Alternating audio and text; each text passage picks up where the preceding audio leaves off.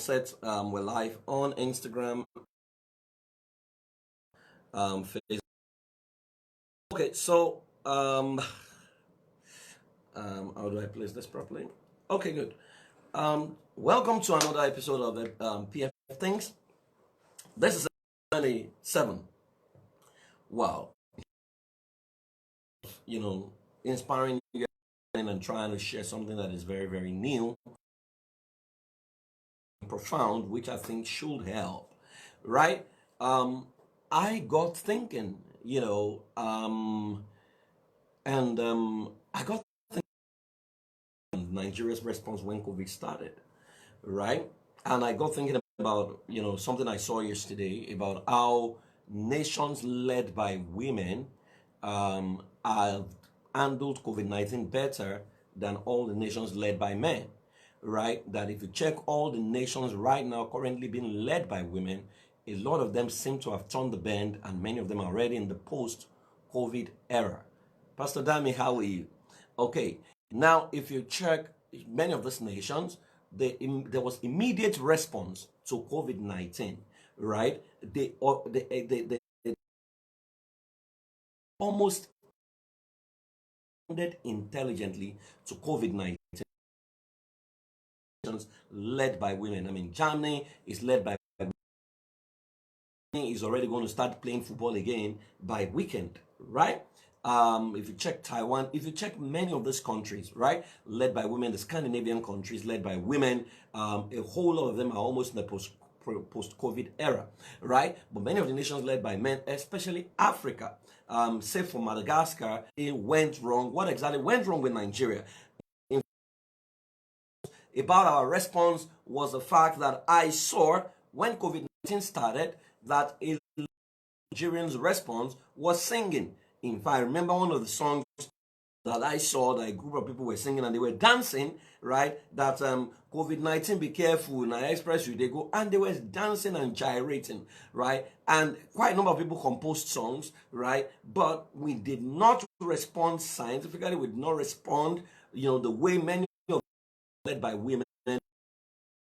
Now, we'd rather respond with, God forbid, it will not come to us. As a matter of fact, when people began to die in Italy, a lot of the people here were saying, we propound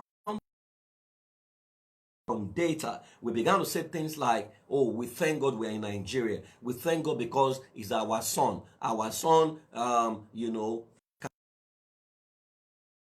So we began to thank God for the son. We did not research. We did not, but we have become specialists at assumptions. And someone said that assumption is the lowest level of knowledge. Is a twin brother to guessing, right? We assume. So we say, he cannot come here, especially in the northern part of the country, he cannot come because of our son. We did not base that statement on scientific data, right? We went about doing the things we used to do.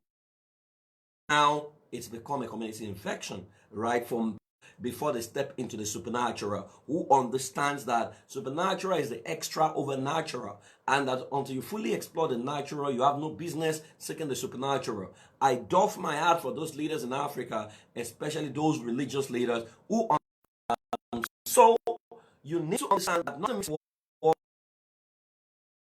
no war stupidity outside of unused brain.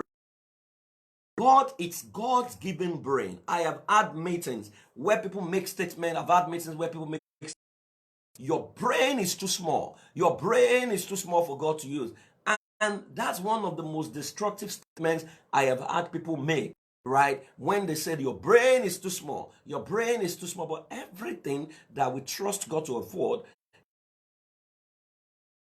your brain is not too small. Your brain is God's given brain. It was God's given, right? It was not given to you for decoration. It was given to you so that you can tap and loot it. So today I'm speaking on the science of lootology, or what I've called lootology, of looting. That a lot of people don't understand that the biggest treasury ever given to man is not the bank treasury. It's not your nation's treasury. That when you loot your nation's treasury is the lowest level of on this planet whose income bigger than the income of a country. I mean, there are companies on earth whose income is bigger than the economy of a number of regions in Africa. So I'm going to ask you, what is the distance between you and $1 million?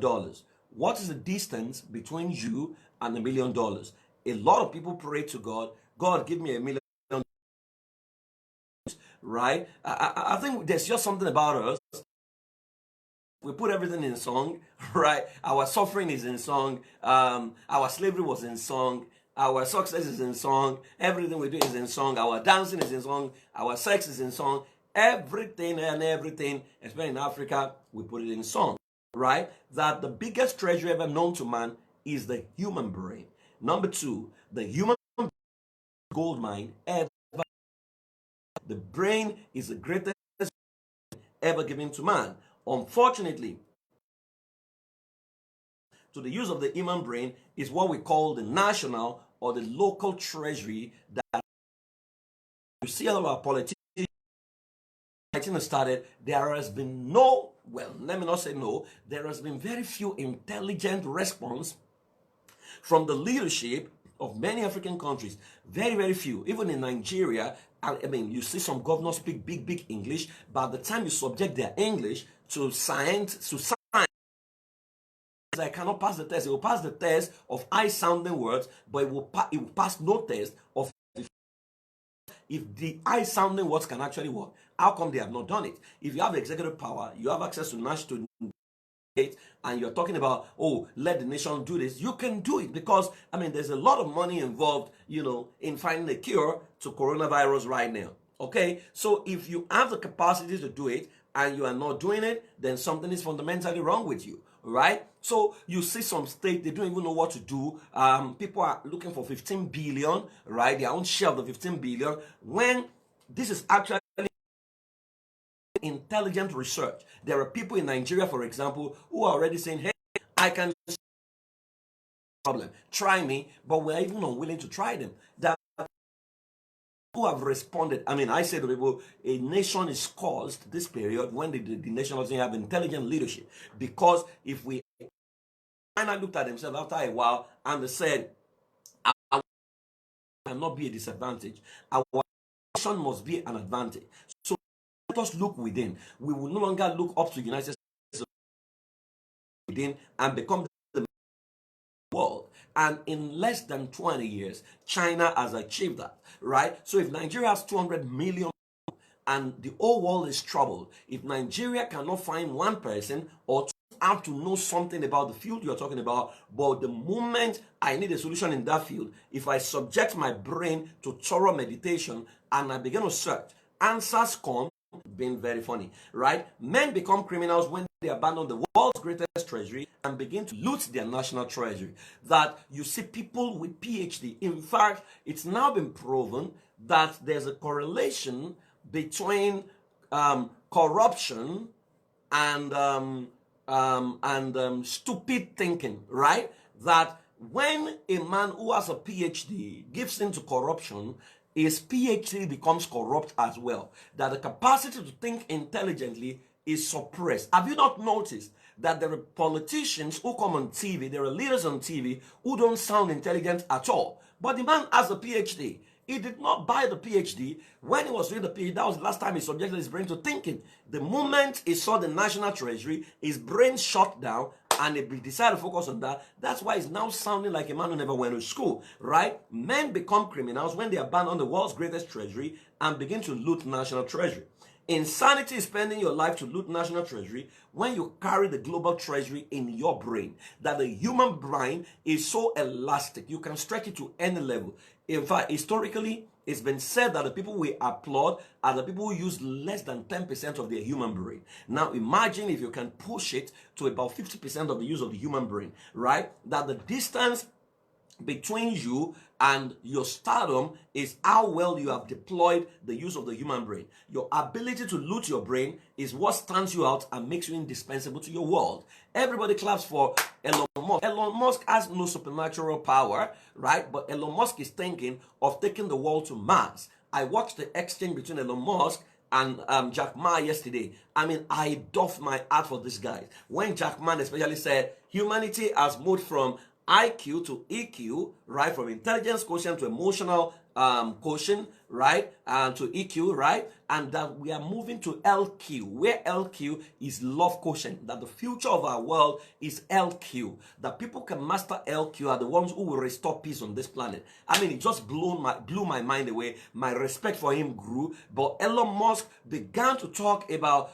how to clean up the planet by migrating machines to Mars. All he's using is the human brain in there, right? That we clap for Bill Gates, that is a genius. All he's trading with is the human brain. So if the human brain is a manifestation of the human brain in this, guys, is higher than your supernatural manifestation of the supernatural, you need to begin to check to say, maybe you have not been faithful in the use of your human brain. That's why it looks like your supernatural still looks below natural, right? I am for supernatural. Supernatural works because as it is done in heaven, so it's done upon the earth.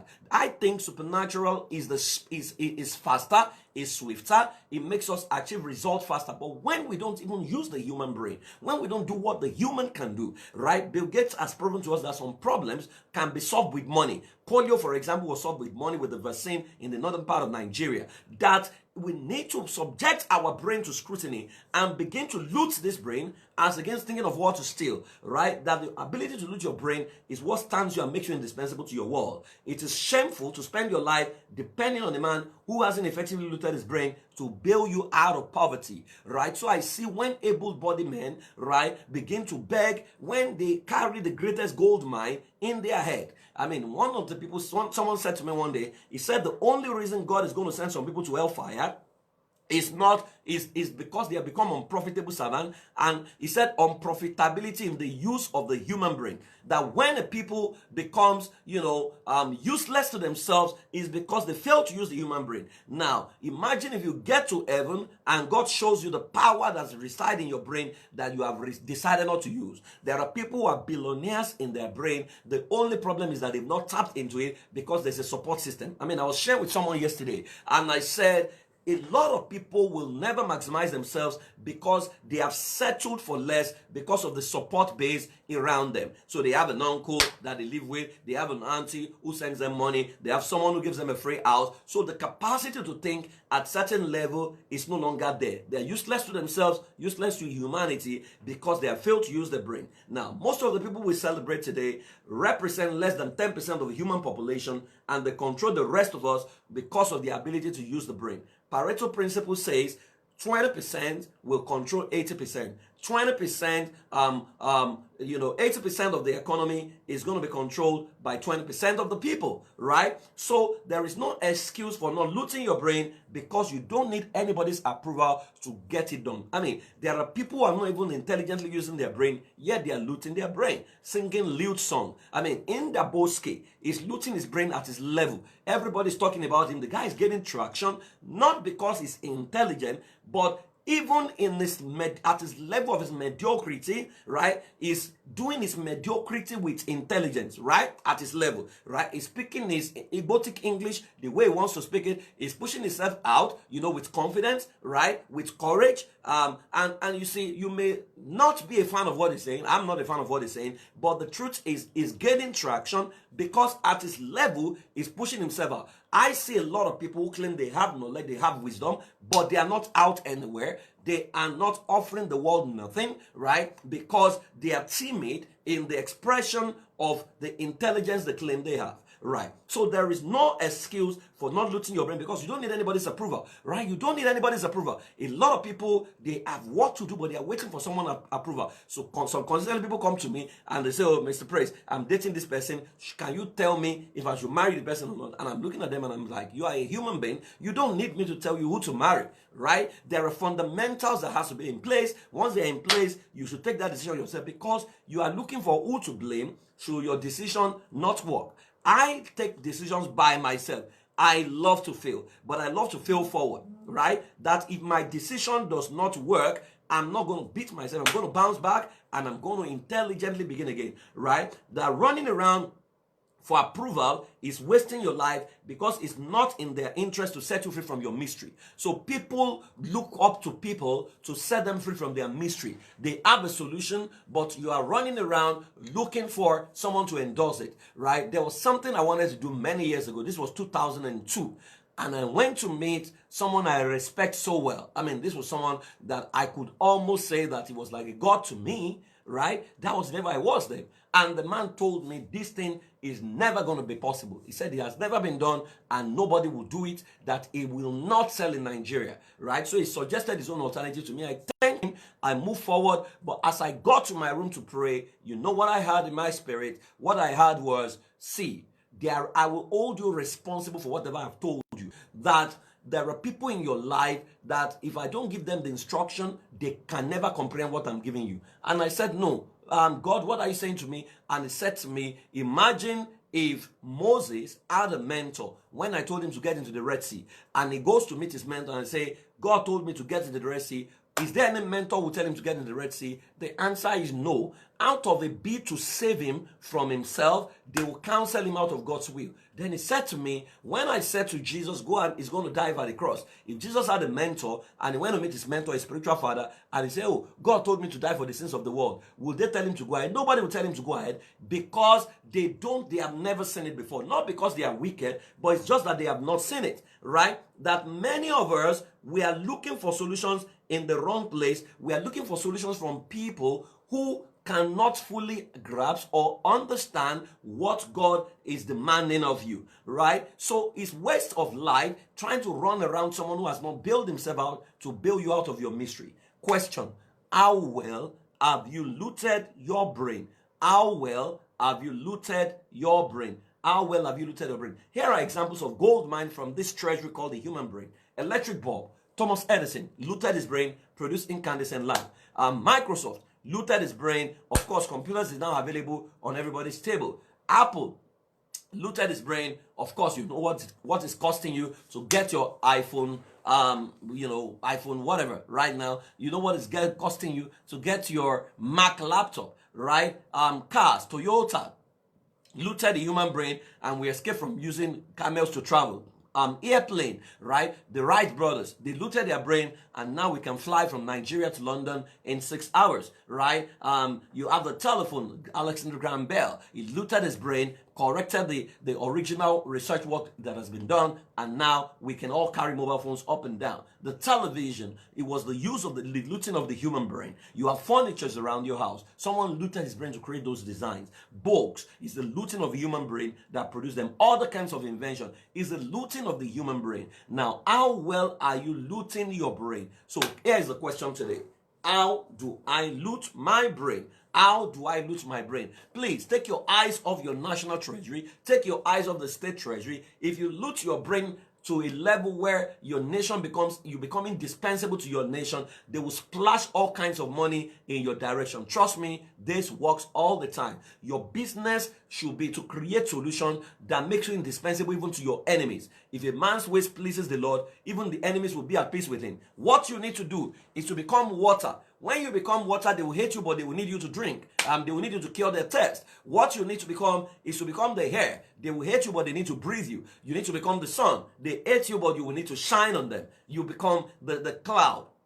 They hate you, but you are the one that sustains the earth, right? You become indispensable to humanity. That's what your brain can do, which is why the power of meditation is so key, and the question you're asking and your bowel of mercy. You cannot innovate at certain level without love in your heart. When they say 10,000 people died in Germany, what is the response from your mind, right? If the state of your mind is, God catch them, I'm in Nigeria, you shut yourself from the creative juice that can flow in the direction of innovative solution for those people, right? It told Abraham, through you, all the families of the earth will be blessed. Can God trust you with his invention for all, right? If you are not thinking, or God cannot entrust the invention for all into your hand, if you think Christian, Muslim, if you think Igbo is outside, if you think tribal in your agenda, the level of innovation that will come to you is tribal innovation. You will solve problem for your tribe. You will lose out from the other tribe. But you need the income from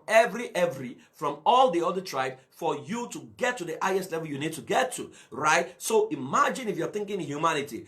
10,000 people died in America. You are thinking, God, what innovation can I create that can stop this? Once you begin to think at that level, God makes you a custodian of solution to the problem. So here are the things you need to do. Number one, discover the treasures in your brain. Discover the treasures in your brain. There are ideas that come naturally to you. Trust me, I research extensively, but there are times that some of the things I'm teaching is not a product of research, is a product of revelation, right? That I see them in a flash when I go for my power walk every morning, right? So you need to discover the treasure that has been put in your brain. If you don't have a mathematical aptitude, there is no point tabernacling there. You need to find what comes to you naturally, a subject that comes to you naturally, and give it your all, especially in a particular area where you have suffered terribly. Number two, be true to the treasure you contain. Be true to the treasure you contain. Don't go and be jogging to say you want to play football when there is no football in you. Whatever God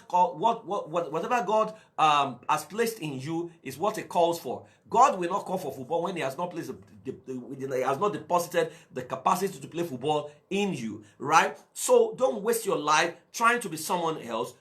Invest your time, loot your brain, trying to be the best version of you. Ndaboski could not have been any other person. I'm sorry I'm using that as an example, but that's a guy that is trending in Nigeria, right? It couldn't have been anybody. If he had tried to speak sound English, to speak Phone, none of you will buy into him. But because the guy is speaking his Igbotic English, the way it comes to him, he's doing whatever he's doing. You may call him a Rabu Rausa, but the guy is gaining traction, right? Number three, map out the distance between your brain and the $1 million you seek, or $100 million, right? The distance between your brain and the exact amount you are looking for is how well you deploy it and the people you deploy it for. Number four, discover the problem the treasure in your brain is designed to address. There is a problem that your brain is designed to address. And that's why I love, if you have bought the session by Olakunle Soyin on traction science, it said the mission and the methodology must match, wherein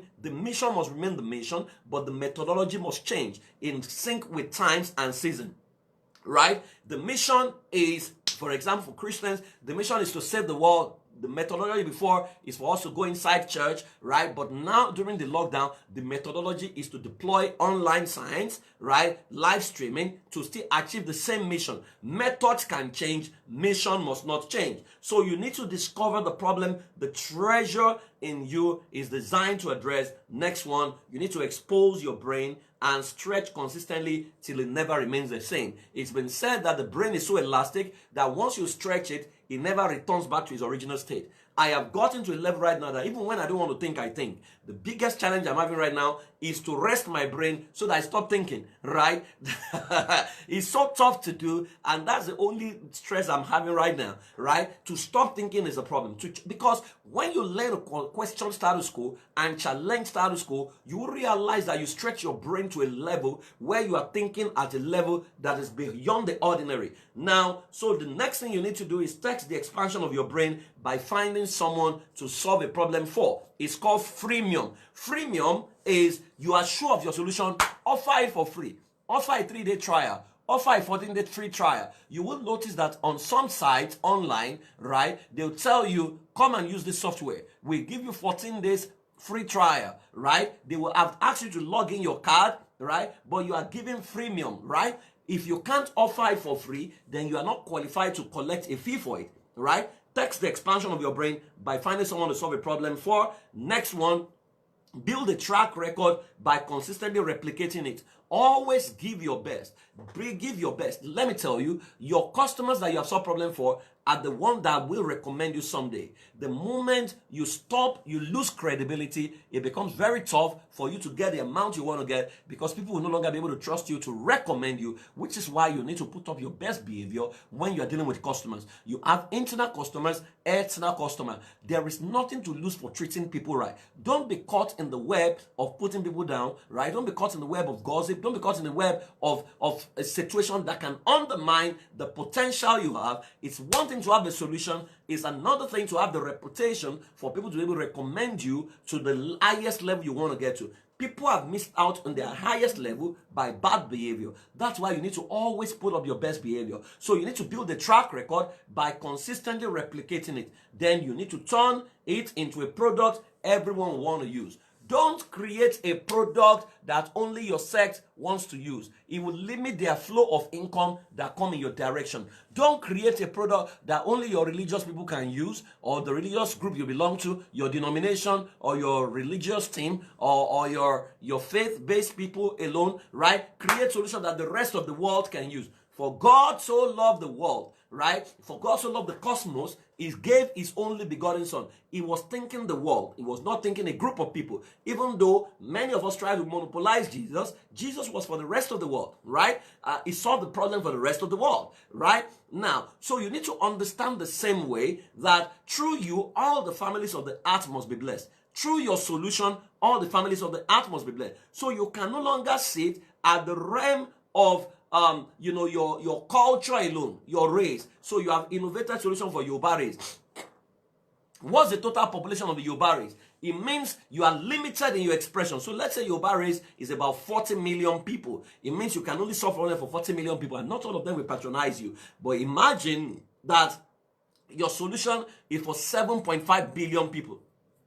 Out of that, imagine if 1 billion patronize you and they pay you $1. Right? You're already a billionaire, right? So you need to turn it into a product everyone will want to use. Think of everyone. Think of the whole world. Next one, leverage to make it global. That's where a lot of people fail. I have a mantra. I would rather own 10% in what will go global than 100% what will die local. You need to leverage. You need to give a stake. You need IT guys right now, guys who understand AI. You need guys who understand global businesses, guys who understand distribution, guys who understand multiplication, guys who understand everything you need. You need to sit down and say, this is my solution. What skill set do I need? Okay, I need IT guys. What stake am I giving them? Let me give them 10%, right? And they'll be able to push this across the globe. They will develop it into IT language, usable format that people across the world will use. Okay, do I need to franchise it to people across different continents? Do I need to turn the language around so that it's in usable format,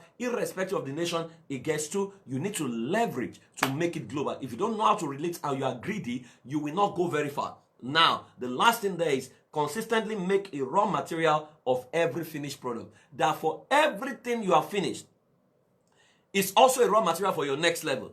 Nothing is in its final state yet. So don't settle. If you look at it, whose seed is within itself, the next level is within it. The problem that will create the new solution for Samsung is already in the one you call perfect right now. If they created anything perfect, right, then their business is over, right? So by the time they create M20, Samsung M20, they already know the problem that will create M30 is already in M20, right? Because they must find a justification for you to buy another one. The same way with cars, right? If they come out with 2020 car, they know they need to create another version for 2021, right? So what will create 2021? The problem is already in 2020. That's how it works. Consistently make a raw material of every finished product.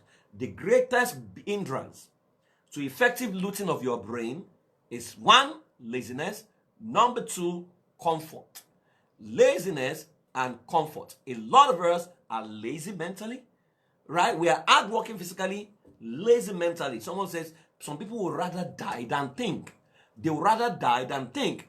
But I would rather think, right, than engage in physical work, right? That if you spend your time thinking, right, you will come out shining consistently and you become someone that everyone wants to listen to, right? And you must not become comfortable. Once you become comfortable, you live with someone who give you free money, free house. They have destroyed you because your capacity to use your brain will be hampered. So you need to ask yourself, what is your value to your organization, or what is your value to the world, right? The greatness of your organization or your world cannot be greater than your greatness, and is always dependent on the use of your brain. As it thinks in his heart, so he is. So I challenge you today, go ahead, go and loot your brain. Go ahead, go and loot your biggest gold mine. Sit down in your closet, spend time in meditation, think through everything I've said, repeat it, play it over and over again. If you go on my YouTube page, it's going to be there in another 30 minutes thereabout. Replay it, think through it, find a problem that comes naturally to you, push it out, become your own Indabuski. Say your own, create your own lingo. Paushe, in Namadu, Bakaragata. The world will clap for what doesn't even make sense. How much more you that is making sense? You need to understand the methodology for your solution and offer it to your world. Trust me, I see you smile. The whole world will come in your direction. Gentiles will come to your light, and everyone will give to you because your solution is solving a critical problem for our world. Thank you so much for joining me again today. I'm sorry the network was a bit bad today, but tomorrow it will get better. It's day 27 of Pfthinks. I'll come your way again tomorrow, God's willing. Till then, bye-bye.